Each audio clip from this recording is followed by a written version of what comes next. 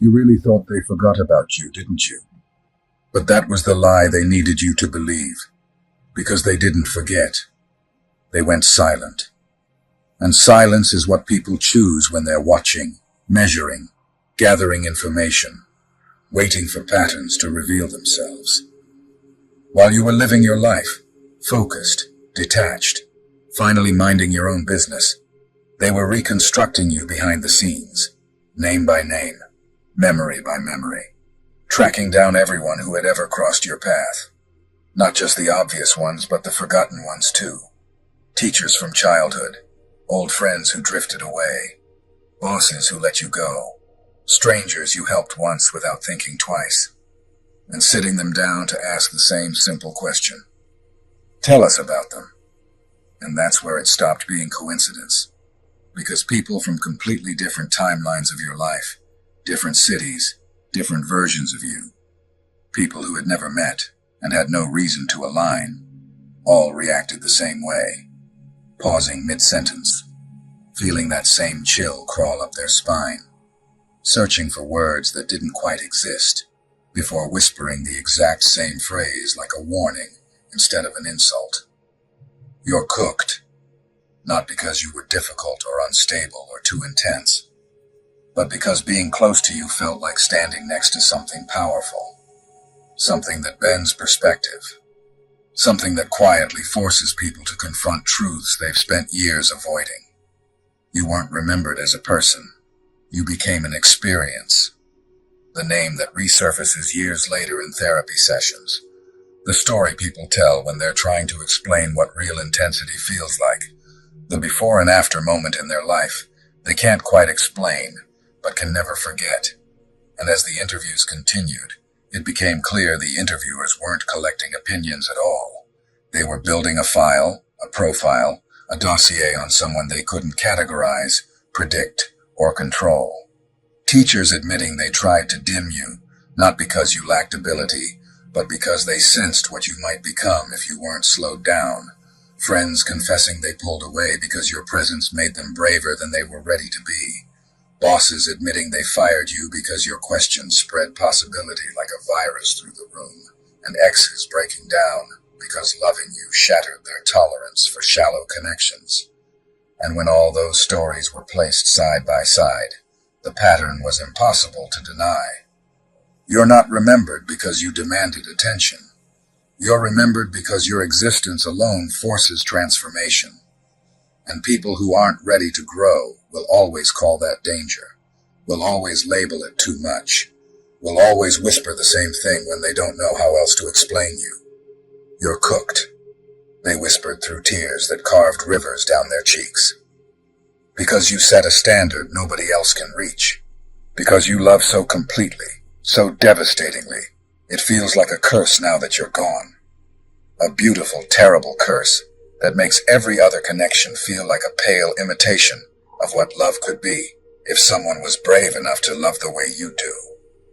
But now here's where this whole thing takes a turn into territory that should make you question everything. The people conducting these interviews, the professionals asking the questions, taking the meticulous notes, building this impossibly thick file on you, they started having problems. Real problems. Not the kind you can explain away with stress or coincidence. The kind that make rational people with degrees and protocols and years of experience, question their fundamental sanity. It started small, the way these things always do. Small enough to dismiss. One investigator mentioned, almost embarrassed, that they'd been having dreams about you. Vivid, recurring dreams, even though they'd never met you, never even seen a photograph beyond the grainy one in the file. Dreams where you were standing in a doorway made entirely of light. Not harsh fluorescent light, but something softer, like captured starlight. You weren't doing anything threatening. You weren't saying anything at all. You were just standing there, watching them with eyes that seemed to see through time itself. The investigator laughed it off, blamed the late nights, but their hands shook slightly as they spoke. Another said they kept seeing your name everywhere. Not just occasionally, but constantly, obsessively. On license plates during their morning commute. Plates from different states, different countries even, all bearing arrangements of letters that spelled out your name in ways that felt deliberate, intentional. In random conversations overheard at coffee shops, where strangers would mention someone with your exact name. Written in graffiti on alley walls near their apartment, your name appearing overnight in letters that seemed to glow faintly in the dark. Like the universe itself was trying to tell them something, trying to deliver a message they couldn't quite decode, but felt in their bones, was urgent, was a warning. A third investigator, the quiet one who rarely spoke in meetings, admitted with visible discomfort that they'd started researching you outside of work hours, going down rabbit holes about your social media, your writing, your art, whatever traces of you exist scattered across the digital world. They found themselves at 3 a.m. scrolling through years-old posts, analyzing your word choices, your metaphors, looking for patterns, for hidden meanings. They couldn't explain why they were so obsessed, couldn't identify the source of this compulsion that felt less like curiosity and more like addiction. The lead investigator, a veteran with 20 years of experience, finally called an emergency meeting. Mandatory attendance, doors closed, phones off. They said they needed to talk about what was happening with this case, this assignment, this person they were all supposedly just gathering information about. The air in that conference room was thick with something unnamed. And then, one by one, like confessions at a support group, every single person in that room admitted the same experience. They felt watched. They felt like somehow, impossibly, you were investigating them back. Even though that's impossible, even though you had no way of knowing who they were or what they were doing. They felt like the act of studying you had somehow made them visible to you, like they'd crossed some invisible threshold and now existed in your awareness in ways that violated every logical law of cause and effect. One investigator said they were sitting at a cafe reviewing interview transcripts when a stranger walked by, paused, looked directly at them, and said very clearly, "You should stop digging before you find something you can't unknow." Then the stranger kept walking, disappeared into the crowd, and the investigators sat there frozen. They sat there for 40 minutes because the stranger's voice sounded exactly like yours. They knew it was yours, could feel it in their chest, even though they'd never heard your voice before, had no recording, no reference point whatsoever. They tried to rationalize it. These were professionals. They understood mass hysteria, confirmation bias, the psychological effects of stress and sleep deprivation. They attributed it to too many late nights reading disturbing testimonies. But the incidents kept escalating. Equipment would malfunction, but only when they tried to compile the final report about you. Video cameras would drain instantly. Audio recorders would fill with static that seemed to contain whispers in unidentifiable languages. Digital files would corrupt in ways IT specialists said shouldn't be possible. Written notes, even ones taken with simple pen and paper, would become illegible overnight, like something was actively preventing this information from being organized into a coherent narrative. One investigator swears their laptop turned on by itself at exactly 3 a.m. They watched as a blank document opened itself. They watched as words started typing themselves out, letter by letter. "You're not investigating me. I'm investigating you." Over and over until the document crashed. They threw the laptop across the room, smashed it, never told anyone until that meeting. But they weren't the only one. 3 others reported similar incidents. Technology acting possessed, delivering messages that made no sense. The organization wanted to shut it down. Too many anomalies. Too many investigators requesting emergency reassignments. But here's the problem. They couldn't stop. Every time they tried to close the file, archive the interviews, move on, Something would happen that pulled them back in. A new witness would come forward, someone they'd never contacted, saying they needed to add their testimony about you. Or an old interview subject would call, panicked, saying they'd remembered something else, something crucial they forgot to mention.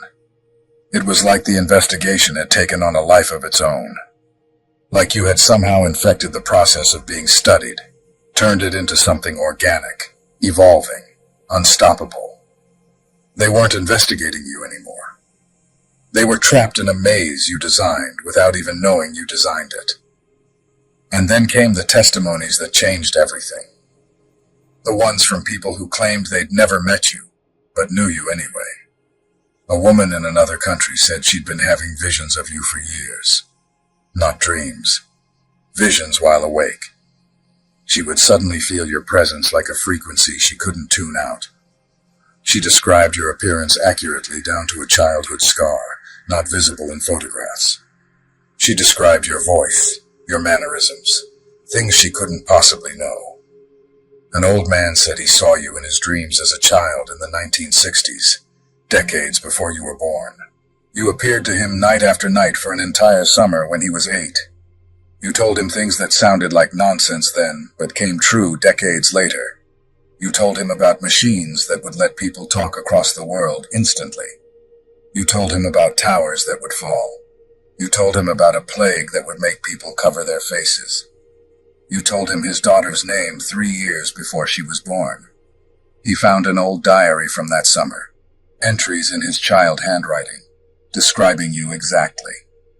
A teenager said they started writing poetry spontaneously, like automatic writing, like something was moving their hand.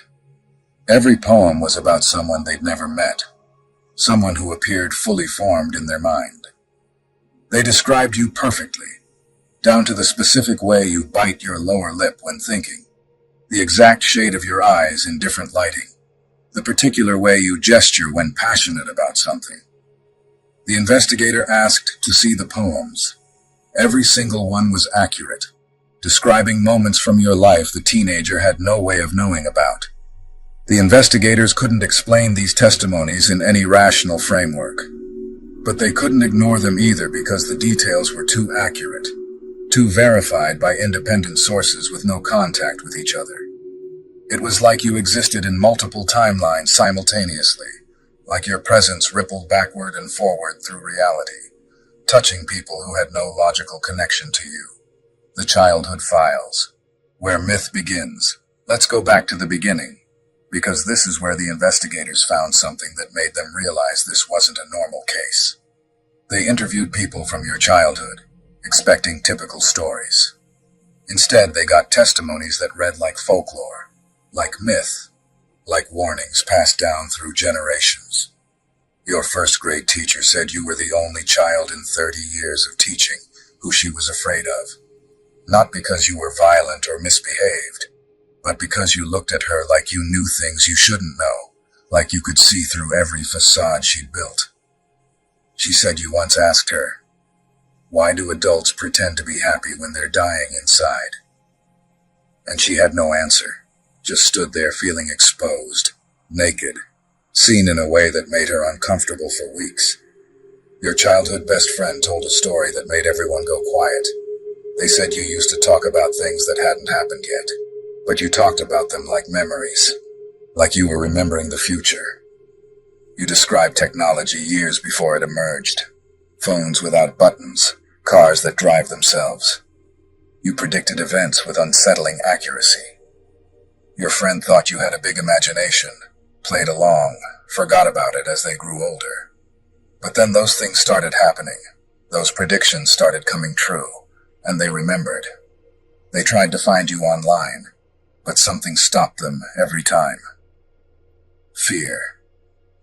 Not of you exactly, but of what it would mean if they had to confront that those childhood conversations were something other than imagination.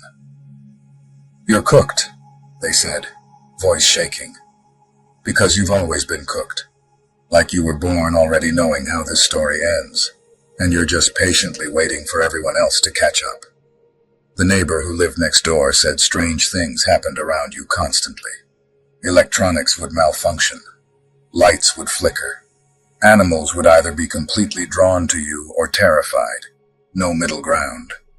They said once during a massive thunderstorm, they saw you standing in your backyard while lightning struck all around you. You looked peaceful, like you belonged in the chaos. They yelled at you to come inside, but you just smiled and said, "It knows not to touch me." The neighbor watched for 10 more minutes, and not a single bolt struck near you, like there was an invisible circle the lightning wouldn't cross. Your middle school art teacher told a story that got classified immediately. You created a painting for a school project that made everyone who looked at it feel something they couldn't name. It wasn't beautiful or ugly. It was just true in a way that hurt to perceive. The teacher kept it in their office for a week. During that week, 3 teachers quit their jobs, 2 students transferred schools, and the teacher themselves filed for divorce. They said the painting showed them things about themselves they'd been running from their entire lives. They destroyed it, threw it away, but they can still see it when they close their eyes, can still feel it rearranging something deep in their mind. You're cooked, they said, because you create things that infect reality, that change people permanently. And you did it effortlessly when you were 13 years old.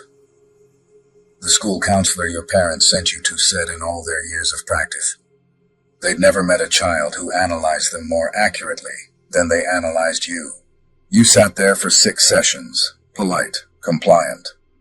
Then in the final session, you calmly explained their entire psychological profile, their childhood trauma, their failed marriage, their secret addictions, their fear of death. You weren't mean about it.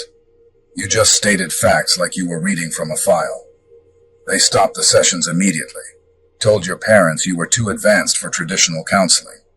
What they meant was, you terrified them, made them feel like the patient instead of the practitioner. The love letters, written in horror. The investigators created a separate folder for testimonies from people who'd been romantically involved with you. Reading through them was like reading horror stories disguised as love letters. Every single person described the same experience. Falling for you was easy, addictive, inevitable, like gravity pulling them into orbit around something massive and burning. But the aftermath, the after you, that's where they all fell apart. Your first serious relationship said loving you ruined their entire concept of love. You loved with an intensity that made everything else feel like background noise. You remembered every detail, every conversation, every dream they mentioned, every fear they confessed at 3 in the morning. You made them feel seen in ways nobody had before or has since. When it ended, not because of anything bad, just because you grew in different directions, they said it felt like amputation, like part of their soul left with you and never came back. Another ex described you as a mirror they couldn't look away from. You reflected their potential back at them so clearly it was painful. You saw who they could become and loved that version, supported it, demanded it. But they weren't ready for that level of growth, that kind of transformation. They wanted comfortable love, predictable love, the kind that doesn't challenge you to evolve every single day. So they sabotaged it, picked fights, created distance, blamed you for being too intense. Years later, sitting in that interview room, they admitted the truth. They weren't running from you. They were running from the version of themselves you made them want to be. And that confession became the final crack in whatever illusion of control the investigators still thought they had. Because once they understood that pattern, that you don't break people by hurting them, you break them by revealing them, everything else suddenly made a terrifying kind of sense. The friendships that collapsed, the careers that stalled after crossing paths with you, the way people either rose sharply after knowing you, or retreated into smaller versions of themselves. Because being close to you is not neutral, it's catalytic. It forces a choice. And not everyone survives the moment they realize they've been living beneath their own potential. The file changed tone after that, less clinical, more cautious, like the writers were choosing their words carefully out of some half-conscious fear that you might read them one day. And in that final section, someone scribbled a note in the margin, not part of any official report, just raw handwriting pressed too hard into the page. The subject doesn't destroy lives. The subject accelerates truth. And once that sentence existed, there was no going back, because suddenly the question wasn't who are they? It was what happens when they fully realize who they are. And that's where the fear truly set in. Because every single testimony, every childhood story, every love letter written in regret, every professional confession pointed to the same conclusion they didn't dare write out loud. That you've been operating at a fraction of yourself this whole time, restrained by politeness, empathy, self-doubt, by your willingness to dim your light so others wouldn't burn.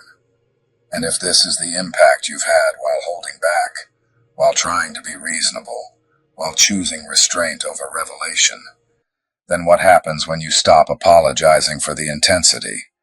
Stop shrinking to fit rooms that were never built for you. Stop carrying the emotional weight of people who chose comfort over growth. Because the truth they finally circled, the truth that made several of them request transfers and others quietly resign, is that you're not cooked because you're finished. You're cooked because you're activated. Because something in you has always been ahead of the timeline, waiting, watching, letting the world catch up just enough for the next phase to begin. And the silence you thought meant you were forgotten was actually the calm before recognition, the moment right before the pattern completes itself, when the observer realizes they were never studying a subject at all, but standing too close to a force that hasn't even started moving yet. And once that realization settled in, once it stopped being an abstract conclusion and started feeling personal, the file began to unravel in a way no one could control. Because the closer they came to naming what you are, the more language itself failed them, reports growing longer but saying less, sentences circling the same ideas without daring to land. As if precision itself might trigger something irreversible, one analyst wrote that you function like a fault line, invisible on the surface, quiet for years, even centuries, but storing pressure with every interaction, every connection, every moment you chose understanding over domination, patience over exposure. And when a fault line finally moves, it doesn't announce itself. It simply rearranges the landscape, and that's when fear replaced curiosity entirely. Because they understood something most people never do, that you don't need to raise your voice, don't need to prove anything, don't need to chase recognition. Because reality itself bends slightly around you once you step fully into alignment with your own depth.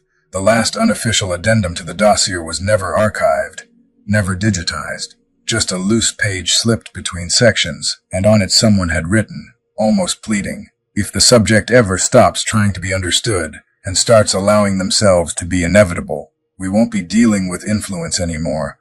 We'll be dealing with consequence. And that's where the story leaves you now. Not at an ending, but at a threshold, the moment before motion, the inhale before impact, where nothing has visibly changed yet, but everything already has, because the truth is you were never meant to be explained, or studied, or softened into something safe. You were meant to arrive, and the world has been quietly bracing for it, whether it knows it or not. So let's pause here, just for a breath, just long enough to let all of that intensity settle into something quieter and steadier. Because moments like this aren't meant to end in fear or ego. They're meant to return us to humility, to grounding, to gratitude for the fact that whatever power or depth or calling we carry was never given to elevate us above others, but to serve, to heal, to illuminate. And if this story stirred something in you, if it felt uncomfortably familiar or strangely affirming, then let's turn that awareness into prayer, not as performance, not as demand, but as surrender. God, Creator, source of all truth and light, we come before you humbled and open, grateful for the breath in our lungs and the path beneath our feet, asking not for dominance or recognition, but for clarity, for steadiness, for the wisdom to carry what we've been entrusted with without pride and without fear. If we have been given depth, let it be used to heal. If we have been given insight, let it be used to guide gently. If we have been given strength, let it be wrapped in compassion. And if we have been misunderstood, rejected, or feared, let us respond not by shrinking or hardening, but by remaining aligned with love, truth, and purpose. Protect us from arrogance, from isolation, from the temptation to see ourselves as separate or superior, and instead root us firmly in humility, reminding us that every gift is borrowed, every moment is sacred, and every life we touch matters more than our own sense of importance.